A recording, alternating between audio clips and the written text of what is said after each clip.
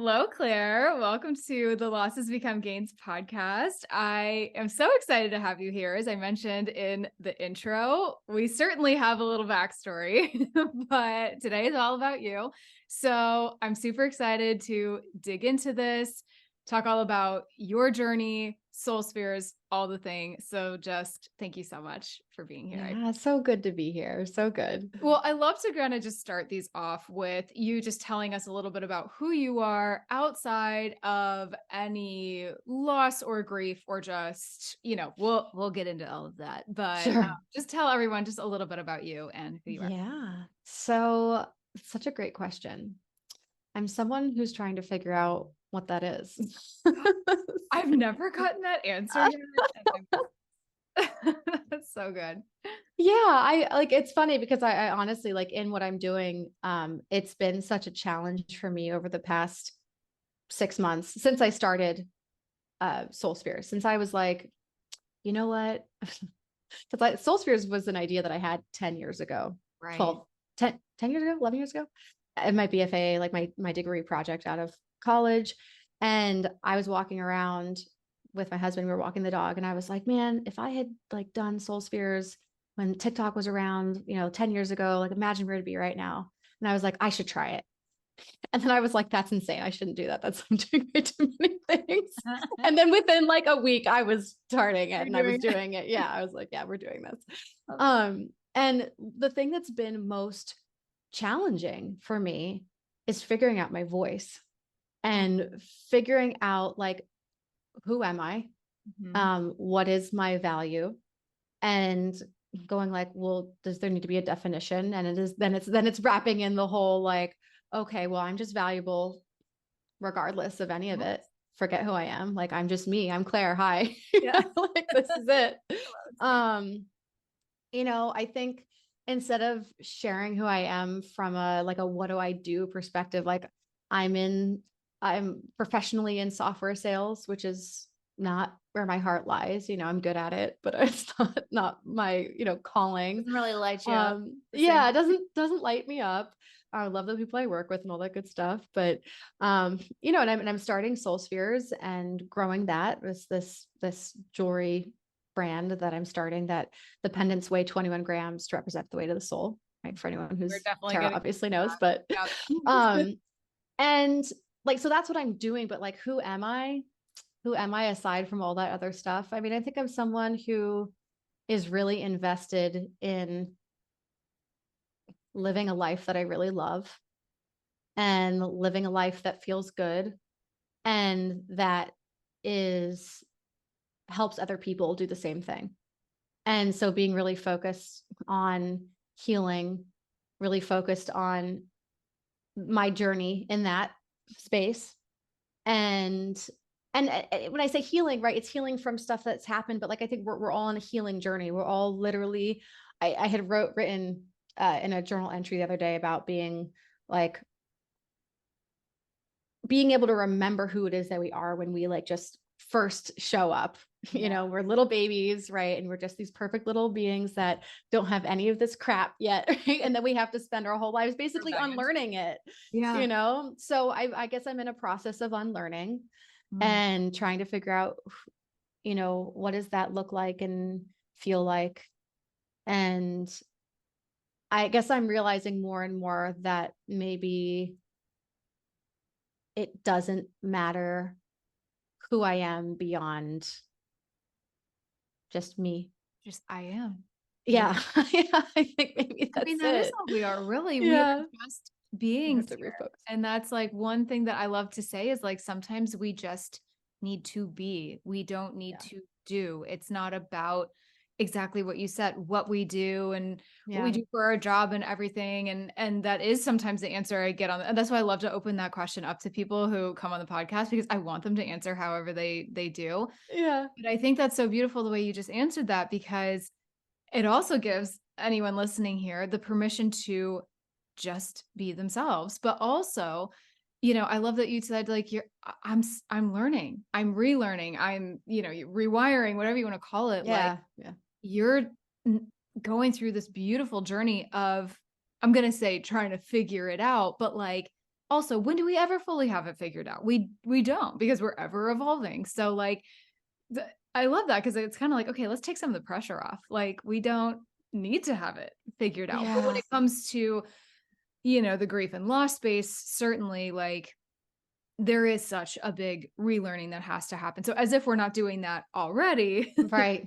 you know, Right. for any grievers, especially listening here, like that process and that journey is very complicated. And it's, you know, it just takes it to a whole nother level. And we'll definitely get into that. But I think that's just such a beautiful way to answer that question, because we don't have to have all the answers. And that's a beautiful process. It can be a very overwhelming process. Yeah, it's really overwhelming. I mean, let's call Yeah. a spade here. Yeah. But it's so beautiful, and it's very eye-opening, and there's so much we can learn as we're doing that. So Yeah. I think it's feels like the more difficult path than being like, oh, I'm Claire and I did this and I do that and whatever. And like, that's great when everything's working out perfectly, you yeah, know, which is rare. yeah, But when it's not working out perfectly, you know, that can feel like, oh, it's not enough. yeah. You know, what I am is not enough. And like, doesn't great. That's not great. No, That's not great. not ideal. No. And I think what's so like interesting to me and really wonderful, and I'm sorry, I'm going to keep doing this because like I said, my camera decides to like It unfocus on like me. So if you see me like just randomly like doing a little like hand motion, that's what that is. Um, but talking about like just be literally, I think it was my 30th birthday. We were in Mexico and we were at this like just incredible vacation for my 30th birthday. And I just got so clear that I was like, I just need more time to just be. yeah, And like, it was such a strong pull to just be myself, meaning like to more time to just literally sit in a chair and just experience life, right? Just experience the energy of the world, like to literally just be and do nothing. I was like, I need more of this in my everyday life, that's which I amazing. haven't figured that one out right quite yet. Cause I That's easier really, said than done. it is definitely easier said than done. Mm. And, you know, there is this kind of like, well, there's no endpoint. So you kind of just have to make the space for it now because this is it. Right. So I'm working on that. But I think what's so interesting to me is that message came so strongly in for me.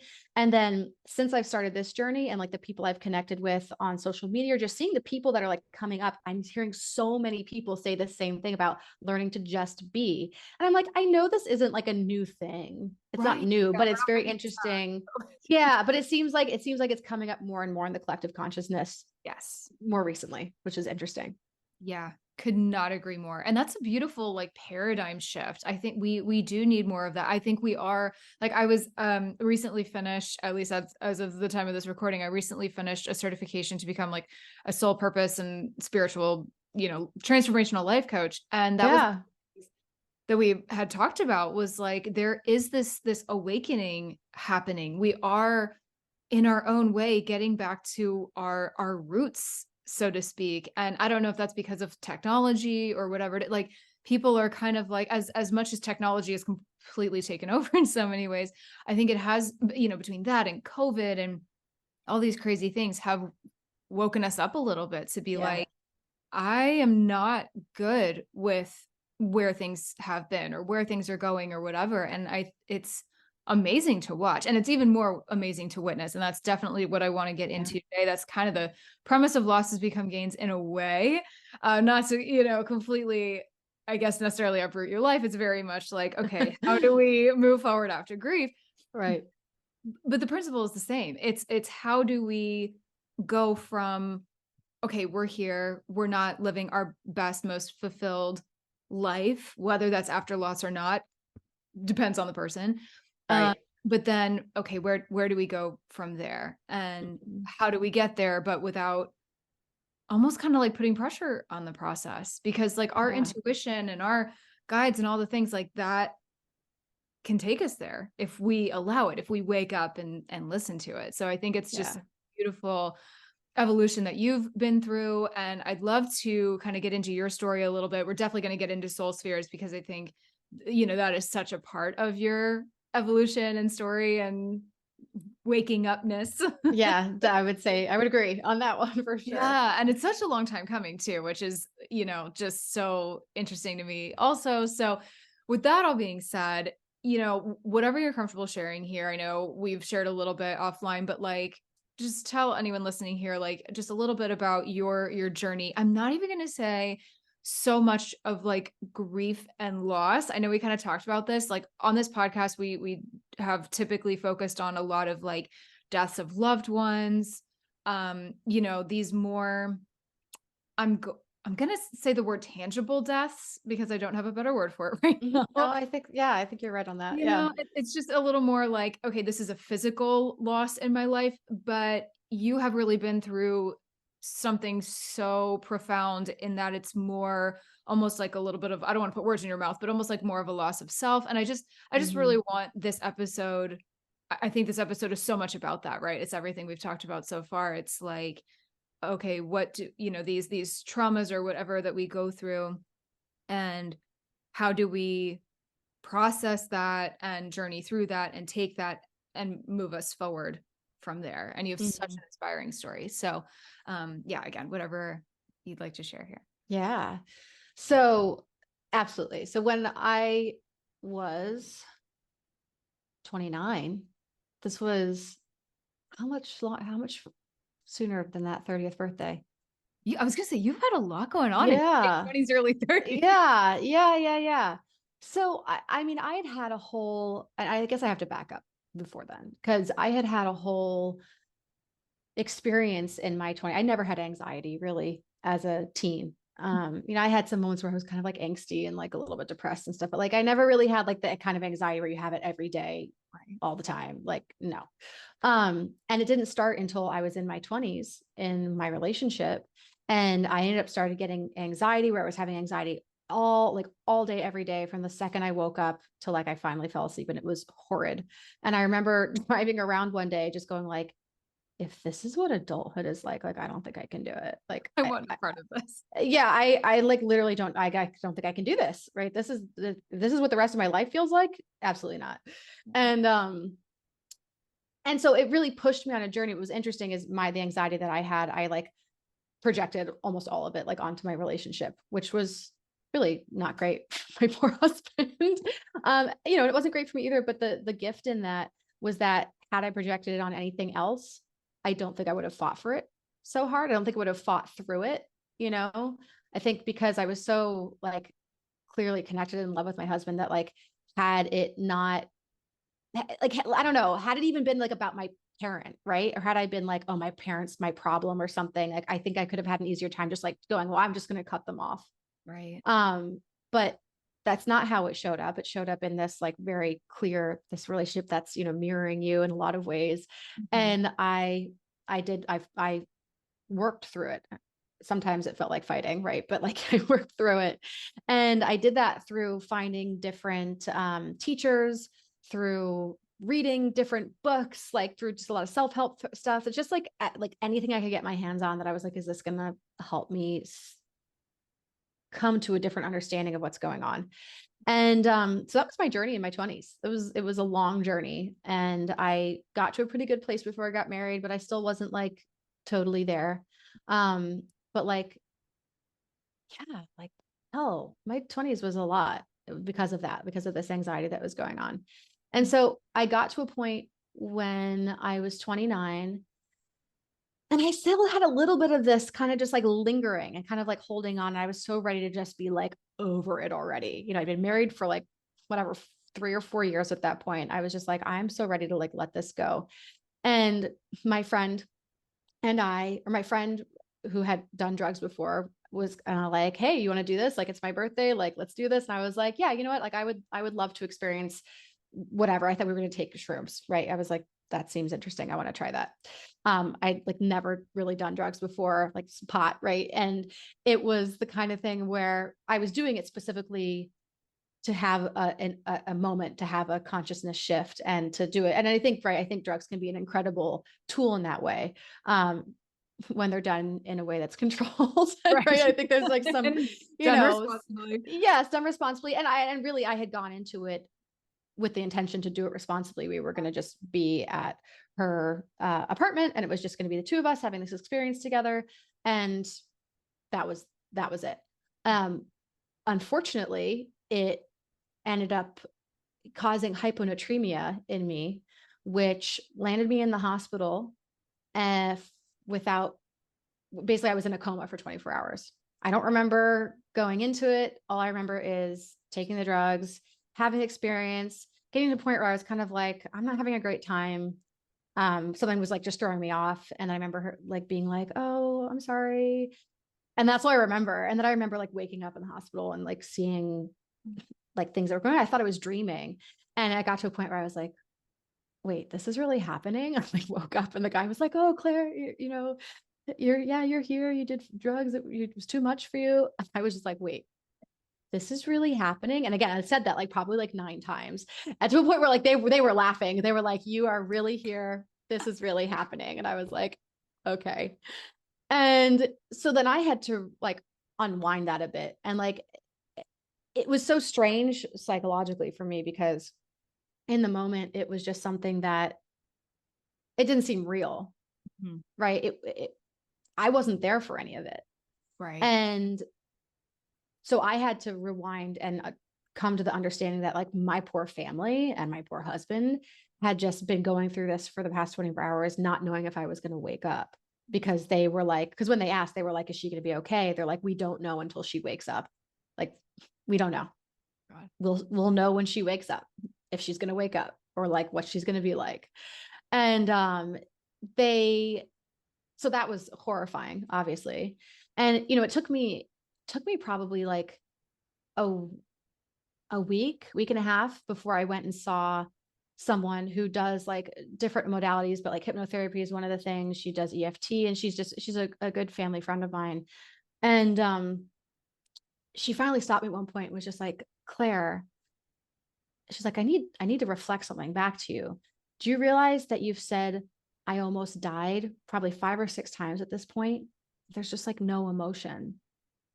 And because I did it, I had it. I just wasn't, again, like I hadn't landed, right? It wasn't clear what had gone on. Mm-hmm. And I finally rephrased it as, I almost never saw any of the people that I love again. Right? Like that was what got it. Yeah. Oh my. Yeah. I was like, I'm not gonna cry. I'm not gonna cry. And that finally got me to like to feel it, to feel like that's where I had gone. And I was not there. Thankfully, I was there sitting, I was here, so, sitting in the chair talking to her. And so like it helped me finally feel more empathetic, right? Because they were kind of going like, fuck Claire, like, and no, like luckily I have a lovely, wonderful family, and none of them were like mad at me, like there was none of that. It was no like, oh, how could you do that? It wasn't none of that, right? It was just more like, so fucking glad you're okay. That was fucking horrible. Please don't ever do anything like that again. Not that I even planned to, right? It was really supposed to be this like one-off thing that I did as an experience for my life, and was a hell of an experience. And I also got the eye opener that I was looking for, but it was not the one that I bargained for. But I'm glad that it happened. I'm not glad that it happened, but I'm also glad that it happened. Like I'm like, if I could have done it again, but not put any of my family through what they went through, I'd probably do it again. Because from what I learned from my takeaway of it, was a really valuable eye opener. Yeah. But it's also been a really difficult one. And it's essentially that coming to terms with the fact that I'm going to die. Mm-hmm. And I always knew that I was going to die, but I never really knew that I was going to die. Like we all know. Yeah, we all know, right? And that our loved ones will, and that death is a part of life, but we're all blissfully unaware, I feel like, until it hits. Until it hits. Home, or like literally your home, as in yourself. Yeah, right. Yeah. And it was so, and it is a gift. It is a gift because it makes you go like, you have to figure this out now. Yeah. Yeah. There's no waiting. There's no waiting till you get that job. There's no waiting till this thing happens. So you have enough money to whatever. Like you have to figure out loving your life right now.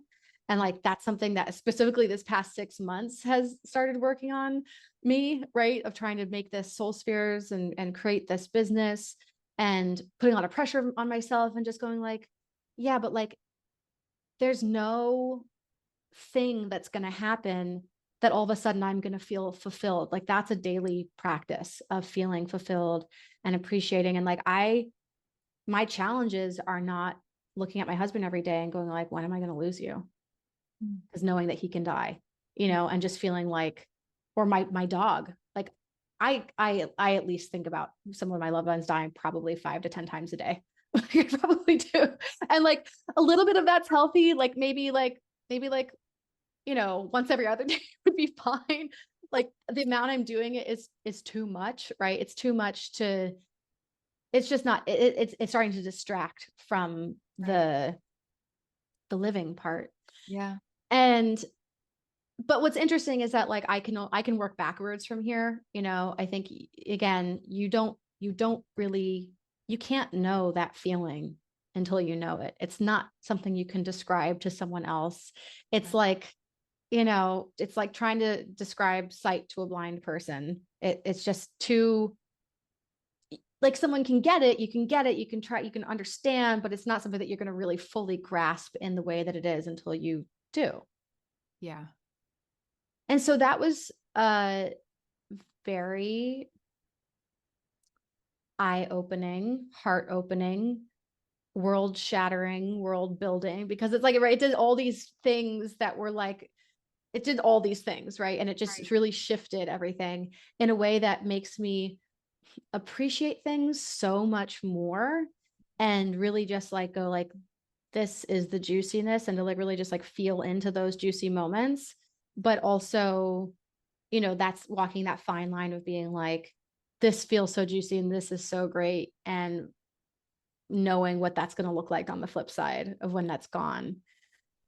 And I think a lot of it is, and this is interesting actually for me, because I haven't gone through, I can't say I haven't, like I lost my grandfather when I was 14, and then my other grandfather when I was 17, I guess. So, and I was pretty close with both my grandparents. And so those were significant losses. Notable losses. Yeah, absolutely. I think it's just different, you know, I think it's just, you're reminded in a way that feels maybe harder in the beginning. I think the loss of a parent is maybe harder longer, maybe forever, right? Because it's like having that piece that you want to talk to them about something, right? Whereas like a dog, it's like, it's horrible, but you do get another dog one day. And again, not to say like I am so obsessed with my baby puppy dog, right? But like there's an outlet for that kind of love again. Yeah. Whereas like it's different, a parent, it's different, right? There's no, that's it. Like that's the parent and that's it. Yeah. Yeah. So it's so strange for me, because I think there is part of me that like, because I haven't had like a super, super major loss. That's one of those like direct family members in that way. And I think for me, right, I would think kind of define that as like either my parents or my husband. Yeah. Or like maybe one of like my best friends, right? That is just like someone that I rely on connecting with regularly. Yeah. And so there is part of me that goes like, am I going to be okay? I don't know. Yeah. So there's this dealing with this like pre-grief is, and so that's why this is an interesting like anticipatory grief. Yeah, literally anticipatory grief. And it's like, again, a little bit of that's good. I think a little bit of that's helpful because it helps root you in going like, this is special. What you're having right now, this is special, but not going where it becomes sad, you know, right? Because it's like, you don't want to go so far over that it's like, you're feeling so pulled by this pre-grief that you're not actually experiencing it. Right. Which is so, yeah. I mean, that's so hard. I've talked about this before on the podcast. Like I went through anticipatory grief with both of my parents in their own, cancer declines. And like, there's people out there that feel or say that anticipatory grief is worse than like, I'm going to say actual grief, like when actually happens, because there are so many things you're like trying to function with in the like at present. And so you're like grieving just what was, what is going to be, but they're still here. But then, if there's like a watching of a decline of any kind, you're like grieving, like who they were maybe just weeks prior when they were okay or better, whatever it is. It's like the trippiest experience. And then, the death or the loss happens. And sometimes you're like, I mean, let's be real, like you sigh a bit of relief. There's like, because you're just like, oh my God, like, not that we're like, oh good, they're finally gone. No, of course. Like, it's that process. The process like, is over. Finally out of pain. I know we can feel very selfish in that moment because we're just like, thank God, like our pain is certainly not over, but having to like witness all of that, we don't want to see our loved ones in pain or in any kind of suffering or whatever. So, well, most sane, normal people don't. That's a fair qualifier. Yeah, that's fair. Yes. Gotta get that here. Yeah, right. It's such a weird experience. So I want to like ask you, I'm so curious because, not, again, to your point, like, not that you haven't experienced, like the I'm going to say like classic forms of death through like a grandparent or, losing someone close to you love. Like it sounds like almost went through a little bit of would you say like a death of yourself? Like, how would you describe that? And like, this is going to be like kind of a weird question that I'm asking. And like, I don't know no how weird questions. just this, but like, yeah, like, do you feel like a little piece of yourself, thank God didn't actually die, but like, do you feel like a little piece of yourself like died that day or kind of came out of this coma, so to speak, like, I'm going to say a different person, or did it take you a little bit to get there? Or like, cause I asked this because I feel like there's so many people out there that are grieving this sense of self. So whether it is a loved one that you have lost, or maybe a traumatic event like you went through that happened to us very directly, whatever this looks like, one way or another, we all might have like, not only are we grieving, like a maybe significant loss or a loss outside of ourselves, but then like, then we're kind of like, whoa, what do I do now? Who am I? And that process of kind of going inward and trying to figure that out. So like, do you feel like that's like relevant for you? Or Interesting. how would you describe it? Yeah, I wouldn't say that I feel like part of me died. I would feel like I feel more like I broke open. Yeah, it was more like that. And it's funny that I'm saying that because as I just looked over, and I've shared this picture before. This was a painting that my godmother did for me and for my mother, right? But it was hanging in my room. You've probably seen this before. Maybe it'd be really funny if you remember it, because it's really from a kid's perspective, it's like, what's happening in that photo? Yeah. But when I was there last Christmas or whatever, I think, or over the summer, I saw it again and I was like, Mom, I really need you to send me that. And so this, and here I'm going to have to unblur my.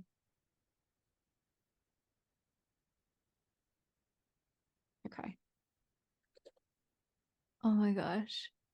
Okay. So describe this for anybody who is not watching. Yes. Okay. So for anyone who's not watching, so there's this woman who's sitting on a lily pad. Maybe it's a lotus lily pad, which would actually make even more sense. That would be, yeah. Who's naked and she's sitting like with her feet touching each other, and she's pulling apart, basically like, it's like as if she's unzipped her front and is pulling it apart, and there's the stars in it and behind it. And I just love it so much. And so I have it here sitting in my office so I can see it every day. And like, I feel like this, like I feel like this in a lot of ways. And she's smiling too. We should say this. She just looks like totally joyful and so radiant. Elated. Yes, totally elated. And like this amount of vulnerability. Yeah. Is so beautiful, right? As depicted. Yes. But that it's also like, it's raw. You're vulnerable. Like anyone could just reach in, or like there's, I don't know. And it's interesting because I don't really feel like how do I say this? Through this experience, this breaking open part, I became more protective of myself. And I became more, I stood up for myself more, and there were some shifts that happened in my relationship that were really positive. Right. But part of that was me just going like, this is what I need. I'm going to take care of myself regardless of whether that's going to happen or not. And, just very clearly was like, I'm going to take care of myself regardless of what's going on around. And so that piece was really, really good. But the other part of this being broken open part is that you are just like, you're feeling it. You're not just feeling this, the physical world, right? You're feeling like all of it. You're like so there feeling all of it. Yeah. And like, it's beautiful, but it's a lot. Like that's how I feel. It's what you make of it too, but it's like, it's very humbling, very vulnerable. Yeah. That's a perfect word for it. Yes, it does feel so vulnerable. And then to get into what's been interesting here about in the past 6 months, specifically about doing SoulSpheres, is that it's like bringing me, I've been started doing TikTok, and I'm like, oh yeah, TikTok's made this great platform for me. Awesome. And then like I started doing it and like not getting the responses that I wanted, or not getting right. Like, I know, like, it's so exhausting. I know. And I'm like, I'm going to figure this out. And it's like, I was saying to someone else, it's like math, right? I feel like learning how to do TikToks, like learning math, like it feels really frustrating, but like there's a clear formula. And like, once you figure it out, it's going to feel so much. Yeah. And it's been interesting too. Cause like for me, this like raw and vulnerable part and like sharing on TikTok. Yeah.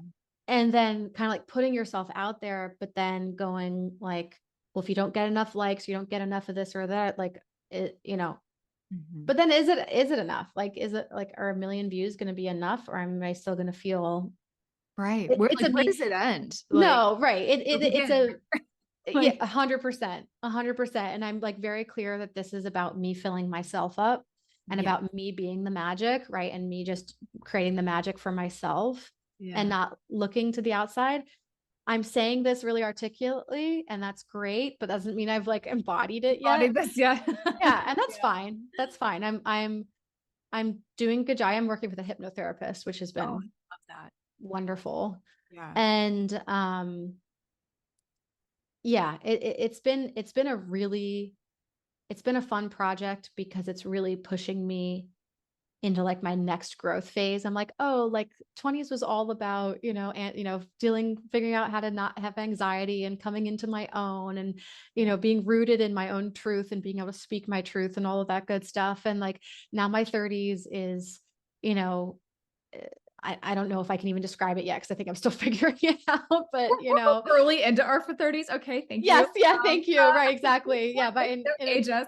8 years, I'll be able to, have an idea of what the 30s were all about. But, if I'm seeing at least a glistening of what it is, it's about being able to create my own magic. Right. I think that's probably the best description. Beautiful. That is like, we're aligned on so many things, but it's like one of my, I love that word so much because there is so much magic in life. And I know when people think of magic, they're just like literal magic, and like there is some literal magic out there maybe, but it's really just like creating this. I've said this before on the podcast too. It is your most magnetic, vibrant, like what you were saying in the beginning, I just want to create a life that I am so happy and fulfilled with. And so like, that's it. And loss is a part of that. Death is part of that. Grief is a part of that.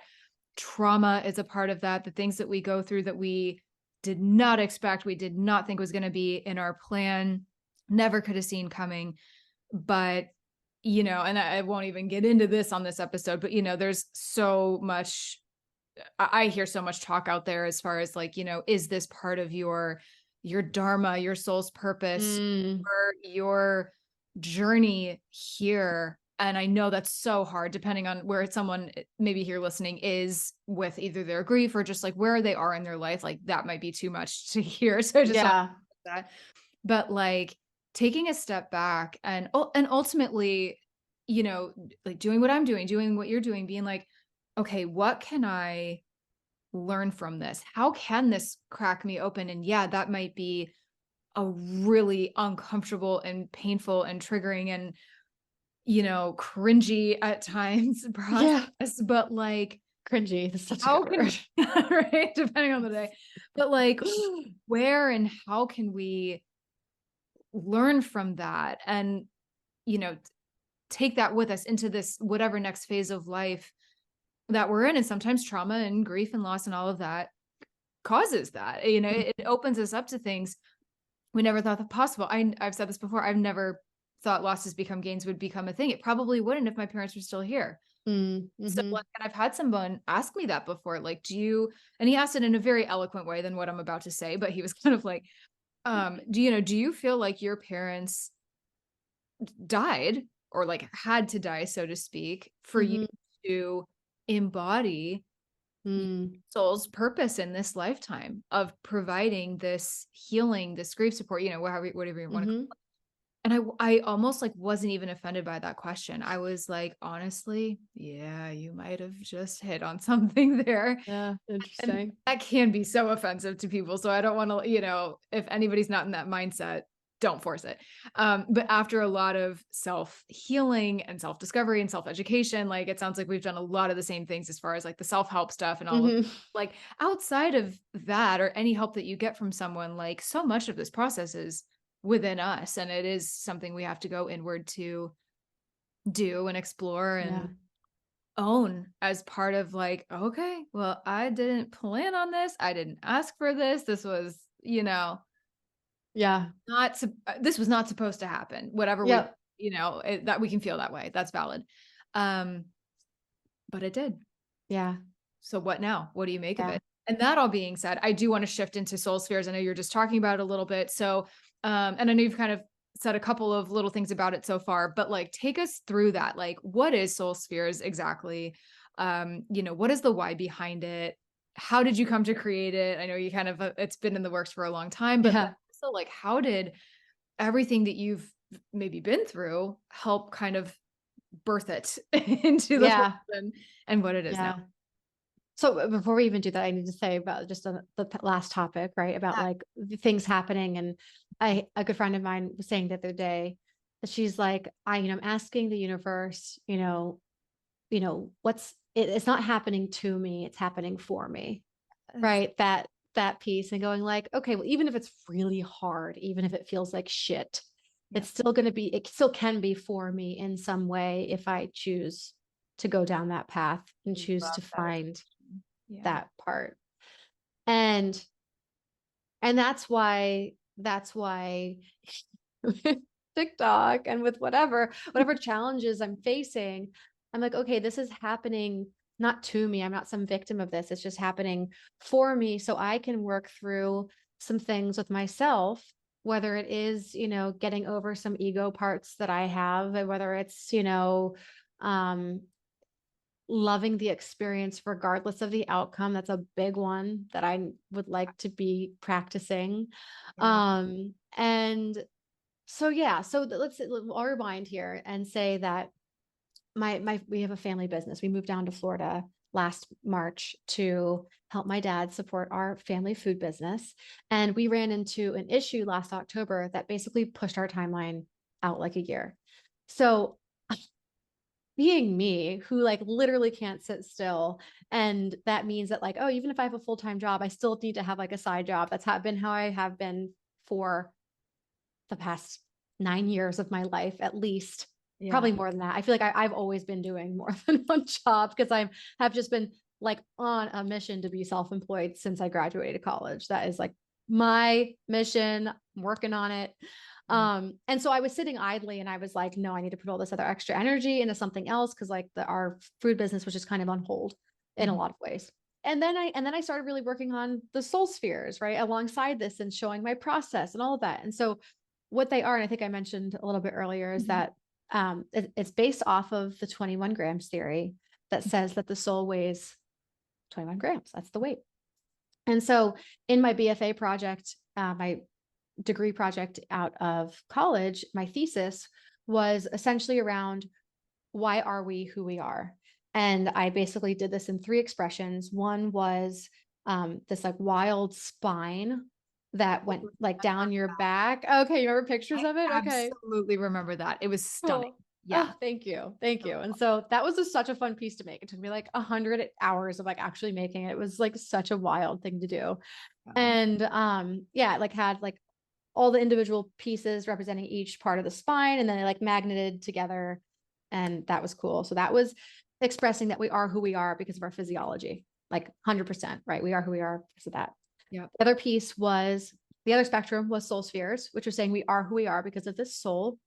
And then the in between was we are who we are because of a mixture, right? It's an interplay between those 2 aspects. And that was this helmet that basically had screws that would push little pressure plates into different meridian, like different pressure points on your head that could help relieve anxiety or relieve different things. So it's kind of saying like, hey, you are who you are because your soul, but like your physiology obviously affects how that expresses too. And so personally, I believe that like it's a mixture of the 2, right? You've got both of those things going on.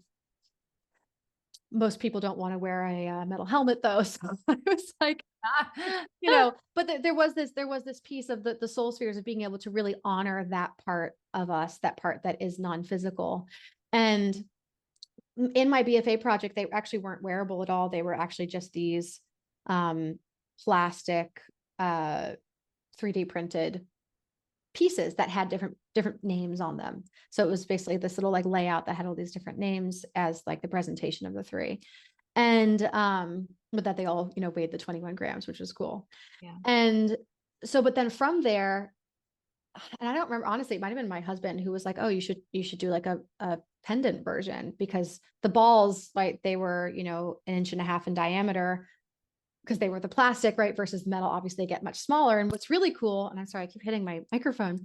What's really cool is that I have 3 different versions right now. There's the steel versions, there's the silver version, the solid silver, and then there's a solid gold version. And so the steel is actually the largest, then the silver is somewhere in between the gold and the steel, and the gold is the smallest because just the density is increasing on those metals. So that's like this is kind of neat to kind of visualize and feel the weight of them.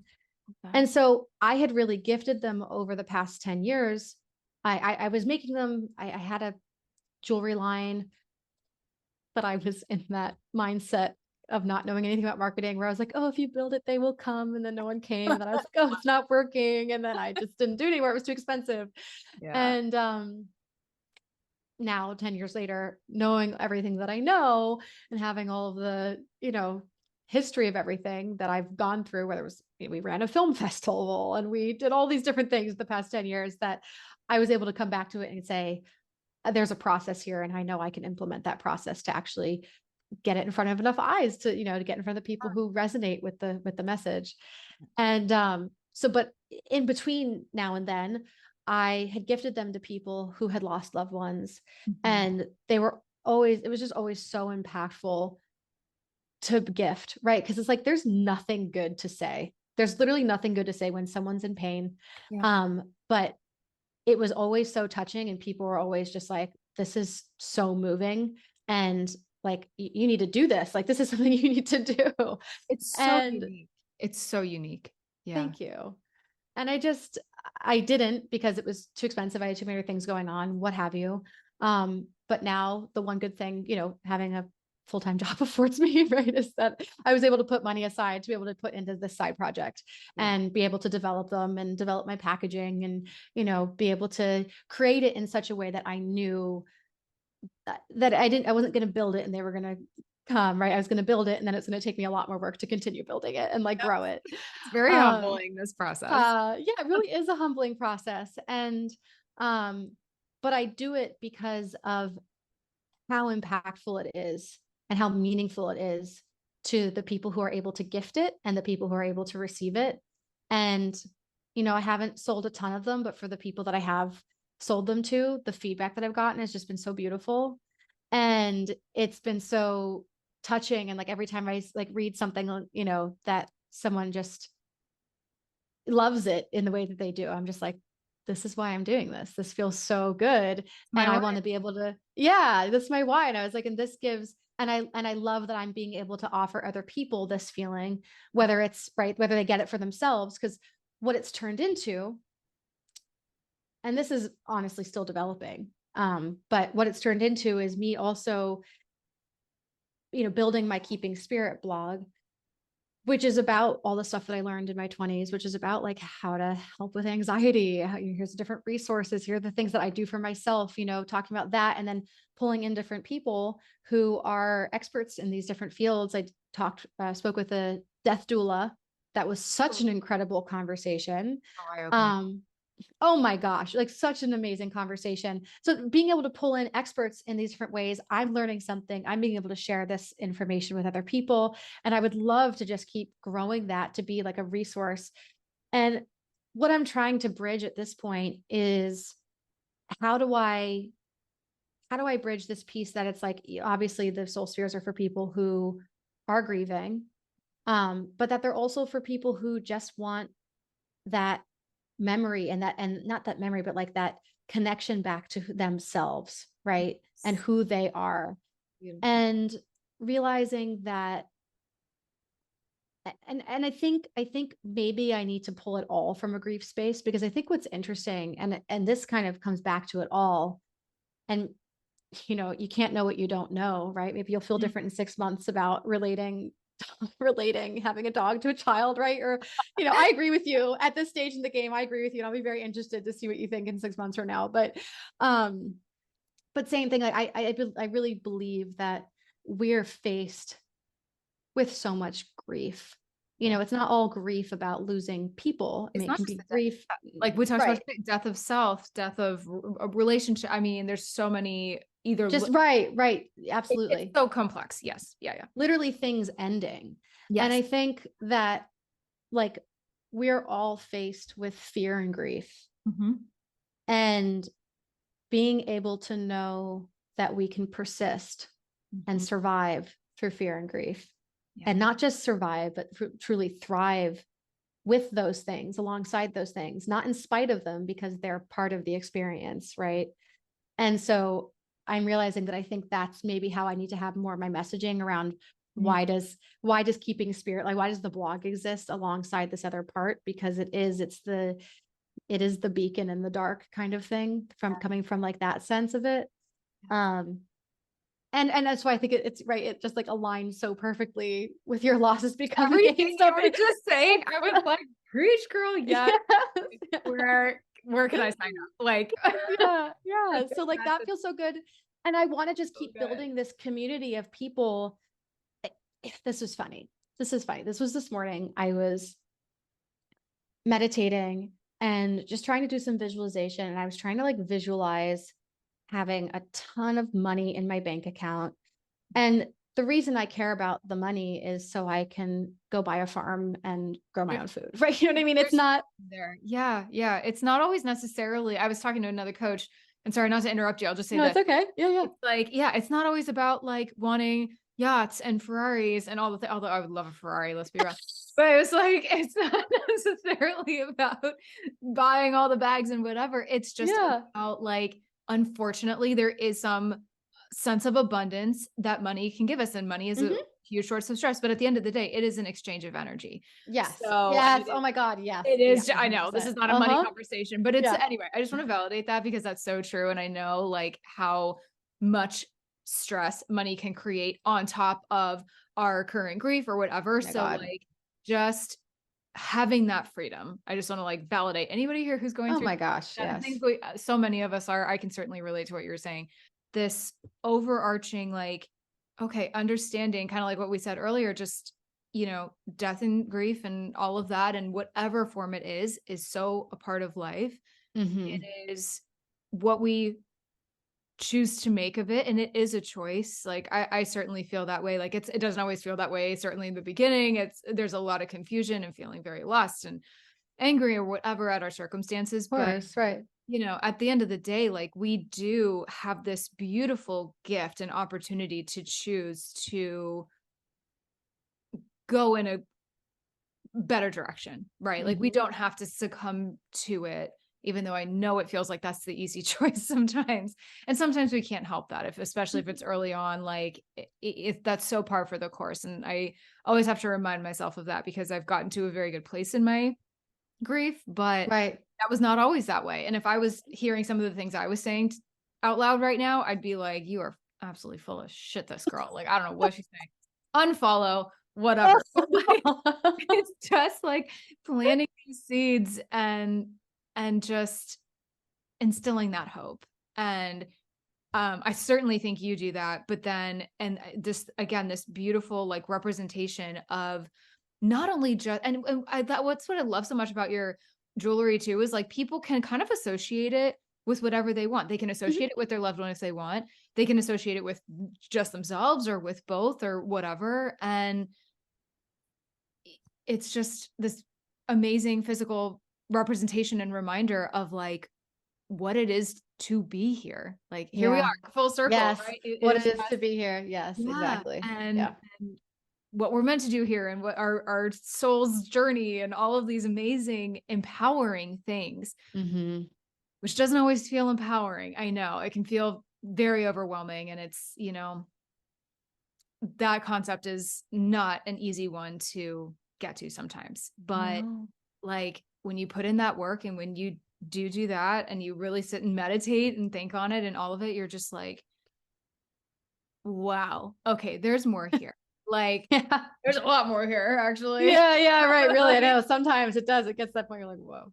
Yeah. Oh my gosh. Yeah. I think, you know, something else that's interesting that I think, and I'd be curious to hear what your perspective is on this when it comes to, right, the grieving process. I think and social media obviously fucks this up too, because we're so inundated with these pictures of perfection, with these pictures of things being easy, with these pictures of things being separate from where you're at, right? Whatever the case may be. And it's easy. I mean, like for me, like I know that that's not reality, right? You know, some people have it better than others, but right. But I know that like the picture perfect things that we see are not reality. That doesn't mean my subconscious believes it. Right. My subconscious is looking at it. Yes, exactly. Yeah. And I think, you know, so in our culture so much, especially in American culture, we're like, oh, we're the best, we're the greatest, you know, everything's great, an American dream. And, you know, that's just what we grew up with, you know, it's just is what it is.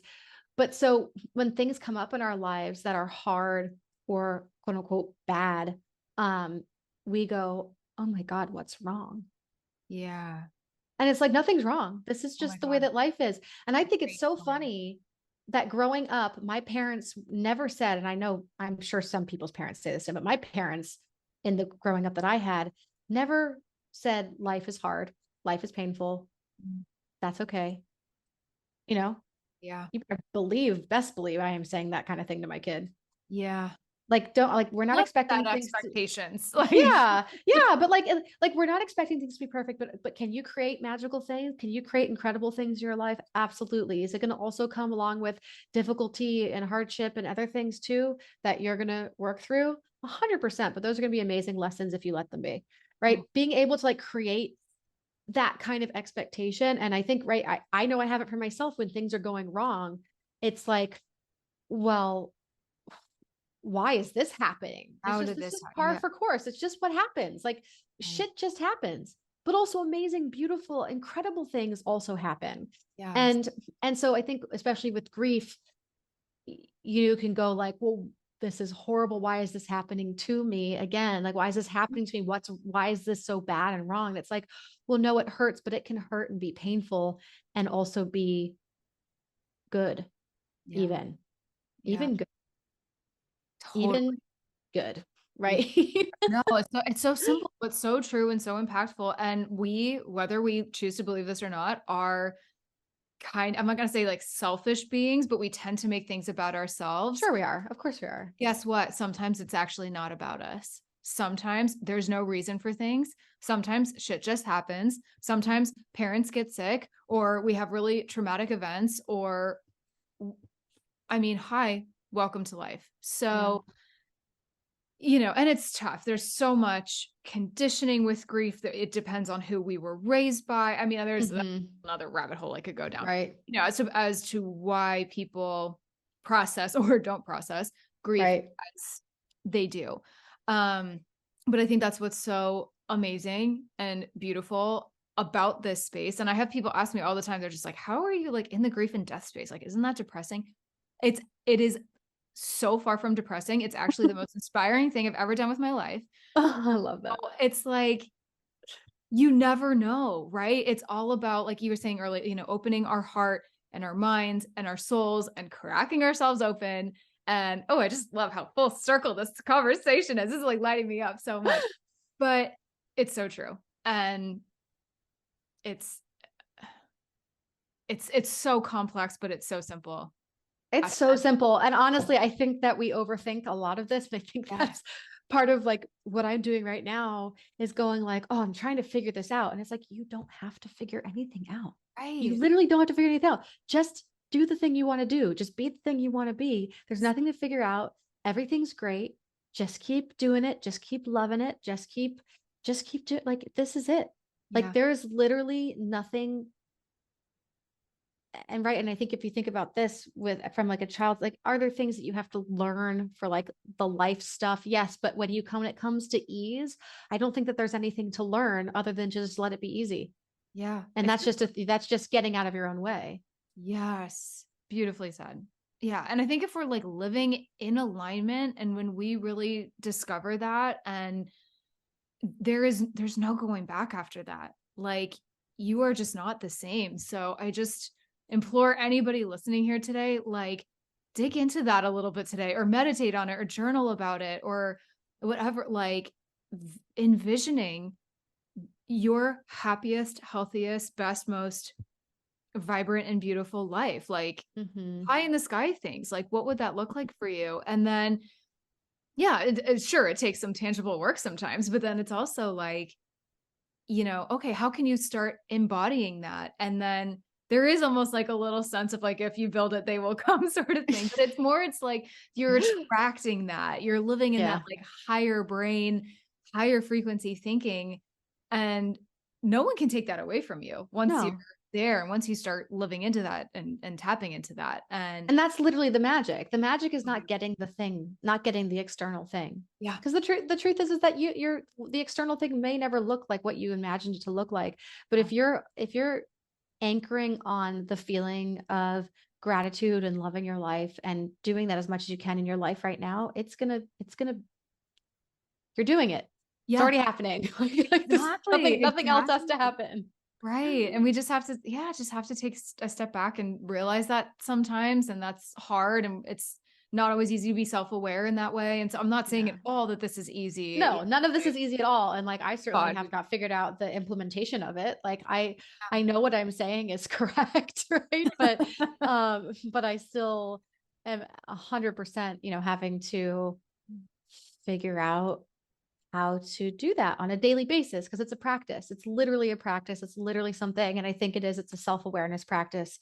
It's a, meditation practice. I will say that I definitely think you can jumpstart this kind of shift with hypnotherapy. I think hypnotherapy is an incredibly amazing tool for anything that you're trying to shift out of.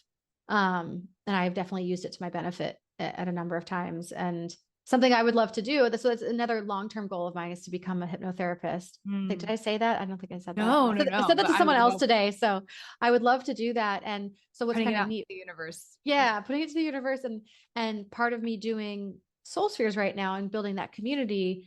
I mean, it's going to be the same community who I would think would be interested in what I'm doing. Oh, sure. Yeah. I see the connection. 6 years from now. Right. So that feels good to be kind of laying a foundation for that. Yeah. It's exciting. It's so inspiring. It gets you excited. And it does kind of these goals, no matter how tangible or whatever they are, like it really can move us out of our grief. Like, not that there's like necessarily an in and out of it. We're always kind of in it in a way. Yeah. It's always part of us and our life and our story now. But that's such a beautiful testament to just what you can create with it. And, Mm-hmm. just giving yourself grace and realizing like, okay, this might not make sense. This might never make sense, but I'm still here. And I Yeah. gotta, like you said, or like, I gotta figure something out. So it's Yeah. like, 100%. that's all what you make of it. Yeah. Yeah. I think you brought something up for me with that. It's just like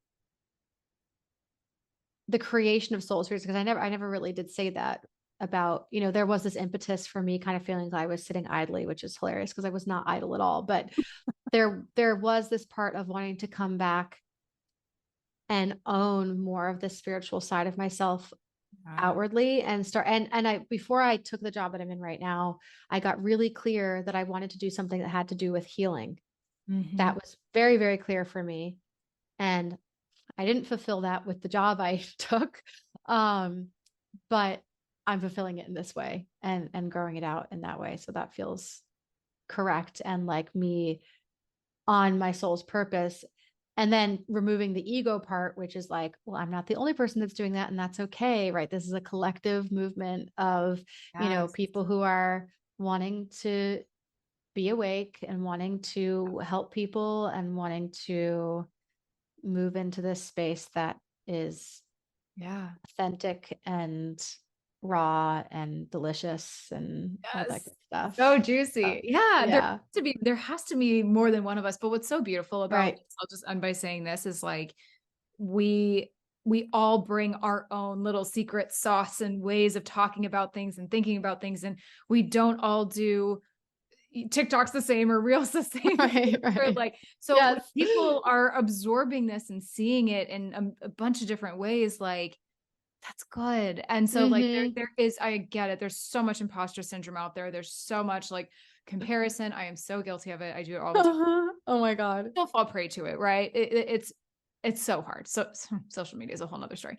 Um, but just remembering that at the end of the day, that we are all so unique. Our grief is also unique, and but we all are so capable of bringing something so special to the Mm-hmm. world. So, Yeah. and figuring it out.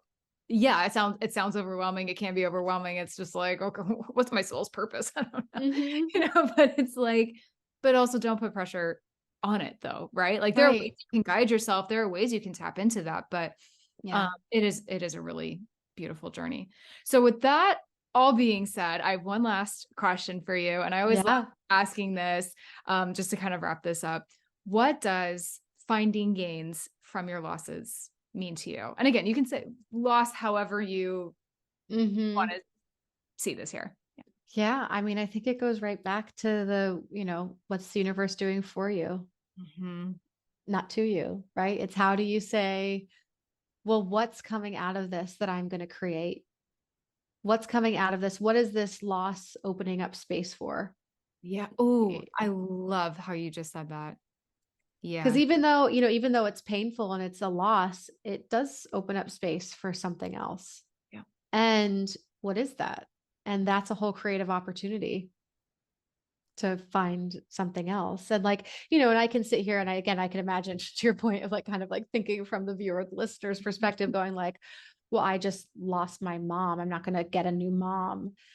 But Absolutely. right, but that was someone that you had a special connection with. Maybe there is opportunity to now foster a connection with some other person that has maybe a wisdom or something that lends something else. You're not going to replace it. It's not about replacing it. It's just Yes. about what's going to grow in that new space, because there is some space there that's Yeah. been freed up by a very natural process, right? By something Yes. that was meant to happen. And I think Yeah.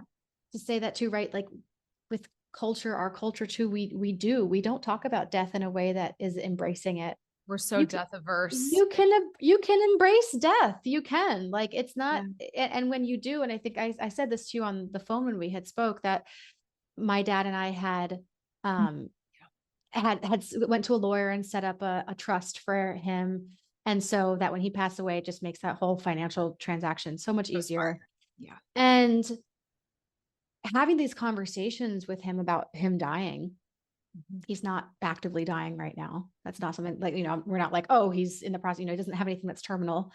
He's 74, he's just alive, right? He's just alive. And like, he's just being, yes, he's just being, but like, he's going to die at some point. And like, it could be in 5 years. It could be in 25 years, right? You just don't have, it could be tomorrow. Right. And like, that's for any of us. Right. Yep. But being able to talk about it and being able to say it, and him just going like, well, we should go do this. Cause guess I'm kind of realizing that I am going to die one day, just not like, getting any younger. Yep. Gonna die. And like, it's funny and like, it's a little sad, but like, it's so much more fun to be sad with him right now and just be like, yeah, it's fucking sad that you're going to die and that's going to suck. But like, do you know how good that feels to be able to say to him that he's alive and we're kicking, right? That feels fucking great, because because when he does die, I'll be able to know that like, there was nothing unsaid. There was nothing, and when you embrace that before, you get that opportunity. But it's like, we do so much death avoidance that makes it bigger than it has to be. It's so damaging. Yeah. I love that. I love how you just said that. It does make it so much bigger than it has to be. And fear looks bigger that way. And it just does not serve us, period. Like, well said. I could not have said that any better. That was such a beautiful way to like end that. I was just like, mic drop. Anyway, that all being said, such a beautiful and impactful conversation. Thank you so much for sharing your story, all the things you said today. Like, I love keeping some of these conversations sort of open to just like how it flows, because I love the direction this went in. And I just feel like so many people need this right now. When this is going to launch, we're going into a new year. So I think this is such a beautiful time to sit and think about this. Like, yes, the holidays are difficult. It's tough without our loved ones. That's an understatement. But, grief can be knocking on our door from a million different ways, but there is no better time. You can do this any day of the week, right? But there's no better time than going into a new year, a new space, to sit and think about some of these things and what we want for ourselves and those around us in our life, and, our ultimately limited time here at the end of the day. So, so beautiful. Thank you so much. And also, where can everybody find you? This will all be in the show notes, but. Yeah, absolutely. So I have my website at soulspheres.co, not com.co. And it's SoulSpheres plural. And that's where you can connect with me, check it out, check out the blog, check out all the different necklaces. And would love to connect with you there. Yes. And TikTok, all the good things. Oh, and TikTok. Yeah, right. That's thanks. And TikTok and Instagram. I don't have much on Instagram at this point, just because I'm overwhelmed enough with one platform, but all at Keeping Spirit on those platforms. Amazing. Yeah. So good. And seriously, you guys, check out these necklaces. They're so beautiful. They're so clearly high quality, but just so like, I'm going to say subdued. I don't mean that in a bad way. They're just so, no. Yeah, I know what you mean. They're very like aesthetically pleasing, obviously, but just so beautifully done. And thank you. You make an amazing gift for, treat yourself if you want to. That's what or a loved one, all the good things. But there's just so much beautiful meaning behind it. And I think we got into a lot of that today, which I'm so happy about, and such a beautiful why behind it and mission. And it comes from such a heart-centered place. So absolutely. Everybody go check them out. Thank you so much, Tara. You're welcome. This was amazing. Thank you so much, Claire. I appreciate it.